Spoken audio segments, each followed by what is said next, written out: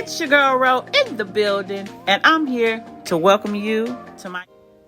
Hey guys, welcome back to my channel. And in today's video, I'm going to share with you how to make some themed chocolate covered caramel apples. And why not do the theme of the day, St. Patrick's Day? So let's get right into the video. Now, all the supplies that I will be using in this video will be listed in the description box below. We're going to start off with our Granny Smith apples. We're going to make sure they're washed and clean. You're going to use some sprinkles. So I'm using some St. Patrick themed sprinkles that I mixed up myself. Some Merkins candy melts in the color Super White.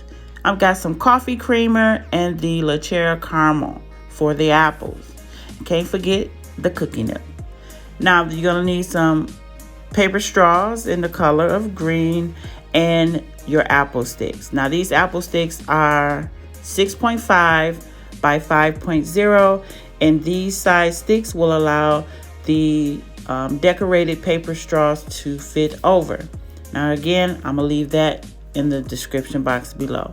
Now I'm using some chocolate chameleon green. You're gonna need some piping bags and some edible gold leaf, and we get started. Let's go. So here I'm gonna start to pierce my apple with my apple stick. You want to pierce it just enough to where it's right at the top, and then follow with the straw and then pierce it all the way through to where it's about halfway into the apple. Once you have that in, you want to give it a little shake, check the bottom to make sure it doesn't go all the way through, and then you want to set up all your apples in the same formation straight up, so they can all look nice and uniform together, especially on those treat tables. So let me give you some tips and pointers on dipping apples in caramel and chocolate. For the cleaning process is simple. You can use a veggie wash and spray and dry them completely off before dipping into your chocolate and caramel. You do not need to use the hot boiling method to dip in chocolate or caramel. All right, so moving right along, I'm using a Lacera caramel. It's already made caramel in a can that you can just add to the pot. I'm using 4 cans because I have larger apples. Now to 4 cans, you can dip about 14 to 16 apples.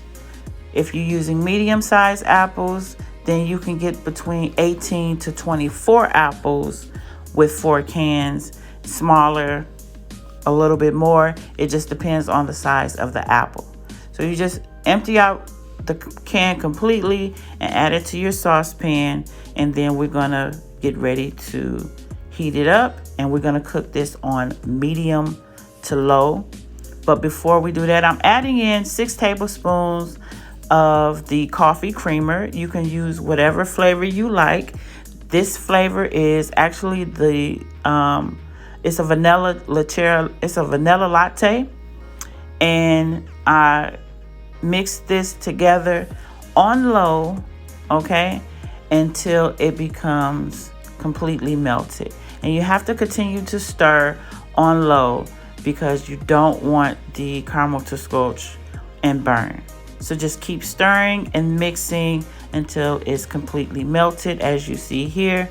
And then we're just gonna go ahead in and add some more flavor just to boost it up. I'm adding in 1.5 teaspoons of the cookie nip, and you're just gonna mix that in until it's completely incorporated. And once the mixture is completely melted, then you're ready to dip your apples. Just simple as that. Now taking your apple and just do a rotating turn. Now I wouldn't scrape the bottom too much. Now you can if you like, but this is a soft caramel. So when you do scrape the bottom, well, before you scrape the bottom, make sure that the majority of the caramel is off, and then you just place it onto a silicone mat. Now if you get any bubbles, as you've seen before this clip, you can use a toothpick and just pop those bubbles. Okay, now look at the bottom. Like I said, However you want to scrape, you can just shake it off. But I want you to know, you guys, this is a soft caramel. So you want to let this sit for about 45 minutes to an hour just to completely dry, to make sure no caramel comes off into your chocolate. All right. So here I had a little scorching because my heat was up a little bit too high, but they all came out good, so it's okay. And they're nice and shiny. I got a little nicks in here because my fingers was doing a little thumping. And this is what I want you to see. Now, this is the questions that's asked. Like, it looked like it's not completely dry. It actually is going through the process of firming up. And that's what you want the caramel to do, firm up before you dip into the chocolate. So it's going to look like that, so don't panic. So now let's go ahead and melt our chocolate. I'm using the Merkins Candy Coating. I'm adding in some more chocolate to this bowl. And the reason why, because the apples are super large. So I'm going to add in some more candy melts. And I heated up the chocolate. I want you to see this process because when you add in more chocolate, candy melts to already melted chocolate, my advice to you all is to mix it in. Don't throw it back in the microwave because you're going to overheat your candy melts.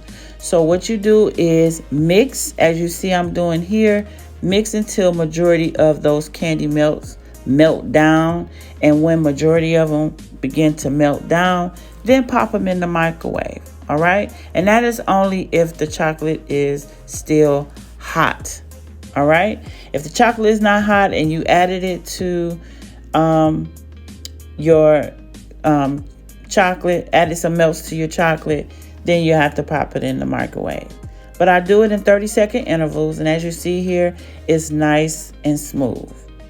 Now I'm transferring it into another bowl because I need room. I got larger apples. All right. So now we're going to jump into coloring our candy melts. So I'm going to be using Chocolate Chameleon by Artisan Accent in the Sweet Color Lab. And I'm just adding in the desired amount to achieve the color that I want. So if you see me adding in at a time, I'm not doing no measurements. I usually do measurements, but just add in enough to achieve the color that you desire.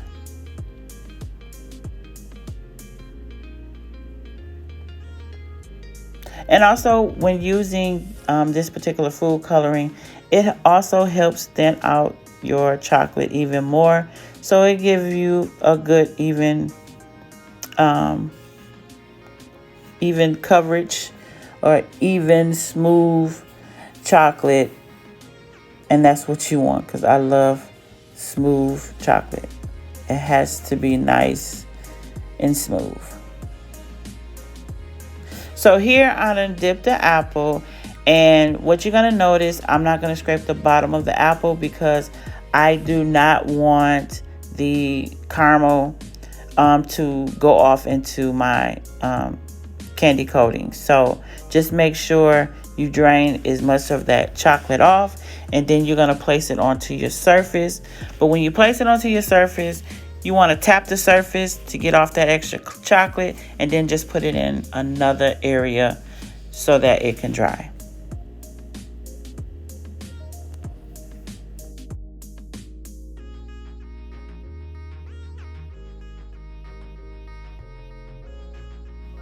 So I want to let you in on a little secret, okay? It ain't going to be a secret once it happens to you. So to make sure that your apples are completely covered in chocolate, you want to make sure you do a complete rotating turn when dipping the caramel into the chocolate, or you're going to get this little crack that you see here. It can be an easy fix by just covering it evenly with some of the chocolate that you already have. So I'm creating my piping bag to get ready to do some decorations, and I'm getting ready to add my drizzle and sprinkles to fix up our theme apples.